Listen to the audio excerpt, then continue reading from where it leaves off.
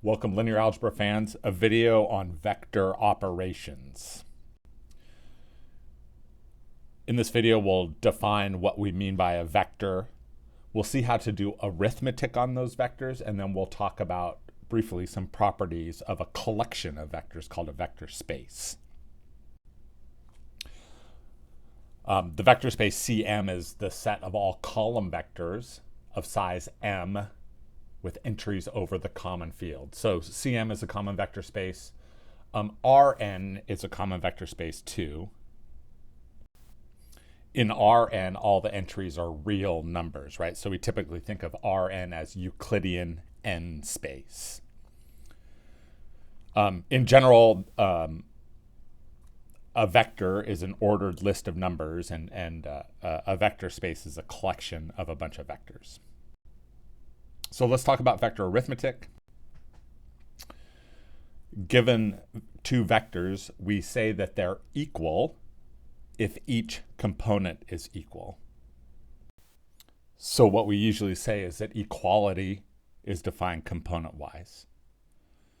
So here's a system of linear equations from archetype B.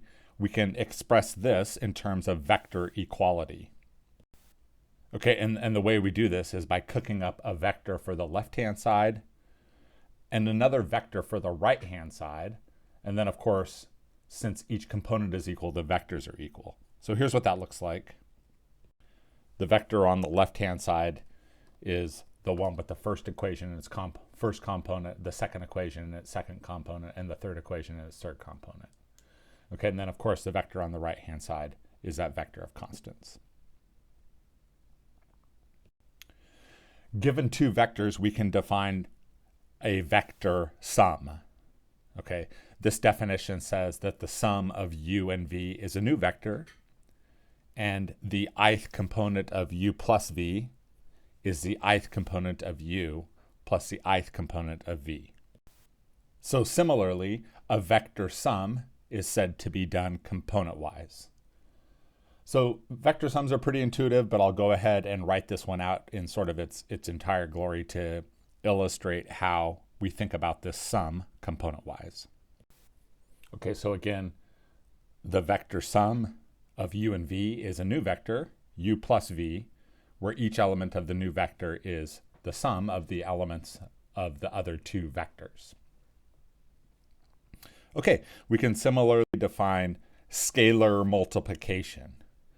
If u is a vector and alpha is any scalar, then the scalar multiple of alpha by u is a new vector. It's called alpha u.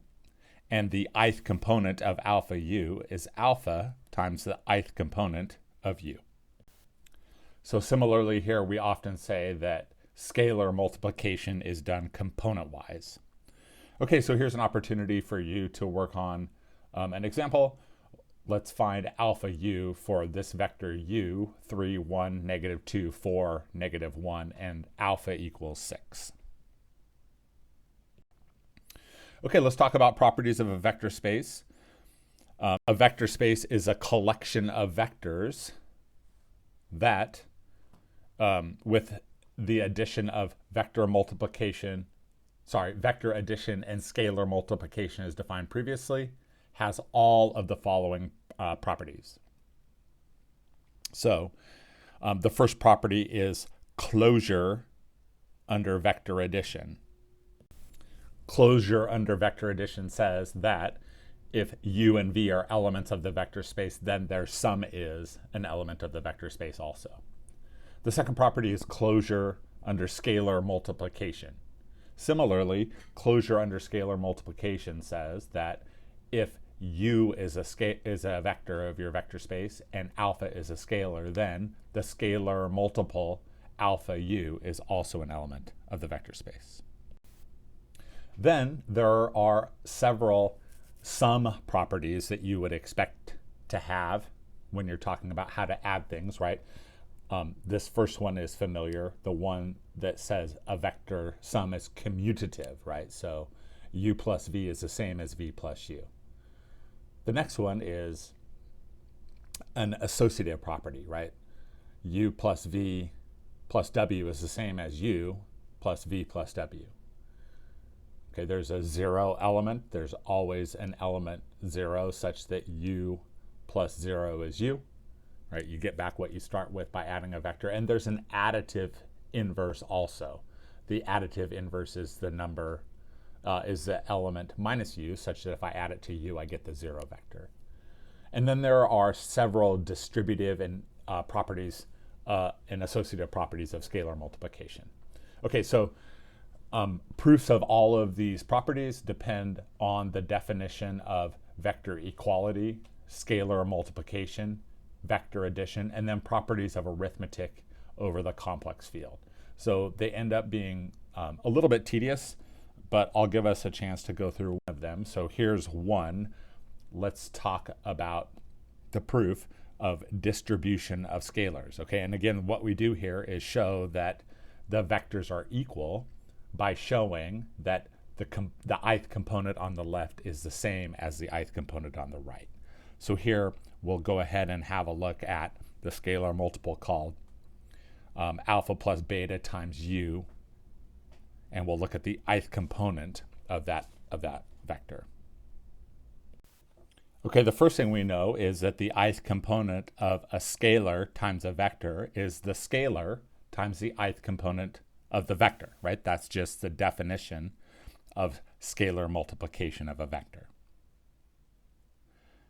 Now, the next thing we know is that this product, alpha plus beta times a complex number, right? This ith element of u is just a complex number. We know that multiplication of complex numbers is distributive. Okay, so alpha plus beta times u sub I is alpha times u sub I plus beta times u sub I. Now, those two are by definition just two new vectors called alpha u sub I and beta u sub I. Okay, and again, that's by properties of scalar multiplication. Now, this is the sum of two vectors, and we know how to deal with the sum of two vectors, right? This can be written as a new vector called the vector sum. Okay, and that, as it turns out, is what we wanted to show. Here on the left, we have the ith component of the vector alpha plus beta u. And then we finished with the ith component of a new vector, right? That new vector is alpha u plus beta u. And that completes the proof. So there's an opportunity for you to work on one of these proofs on the worksheet, so I'll let you check that out. The last thing I want to mention is sort of a small point, but an important point. And the point is that this property of associative addition, of vector addition, tells us that parentheses don't really matter when we have vector sums. So we don't usually write parentheses. Okay, folks, that's it for this lecture this video on vector operations. A lot of sort of technical details here, but these technical details are how we build vector spaces, and we'll see that later on there are lots of things that satisfy these properties that you might not expect to be a vector space that are. Okay, thanks for your attention. Have a great day, and we'll see you next time. Bye-bye.